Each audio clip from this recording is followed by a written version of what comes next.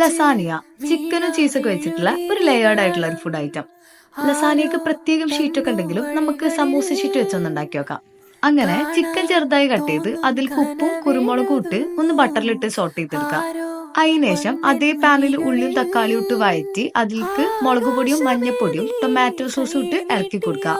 ഇതിൽക്ക് നേരത്തെ മാറ്റി വെച്ചിട്ടുള്ള ചിക്കനും കൂടി ആഡ് ചെയ്ത് കൊടുക്കാം. പിന്നെ ഒരു പാനില് ബട്ടർ ഇട്ട് കൊടുത്ത് അതിൽക്ക് മൈദ ഇട്ടിട്ട് നന്നായിട്ട് ഇളക്കിയിട്ട് അതിനുശേഷം അതിൽക്ക് പാൽ ഒഴിച്ചു കൊടുക്കാം.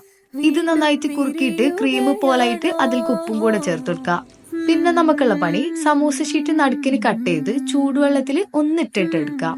അങ്ങനെ ആ സമൂസ ഷീറ്റ് ഫസ്റ്റ് ലെയറായി വെച്ചു കൊടുത്ത് അതിൽക്ക് മസാലയും ക്രീമും ചീസും ഇട്ട് കൊടുത്ത് അടുത്ത ലെയറും ഇതുപോലെ വെച്ച് പിന്നെ ഒരു ലെയറും കൂടെ ഇട്ട് കൊടുത്ത് അതിന്റെ മുകളില് ഒറിഗാനോയും ചില്ലി ഫ്ലേക്സും ചീസും ഇട്ട് കൊടുത്തിട്ട് അവലില് 15 മിനിറ്റ് ബേക്ക് ചെയ്യാൻ വെക്കാം.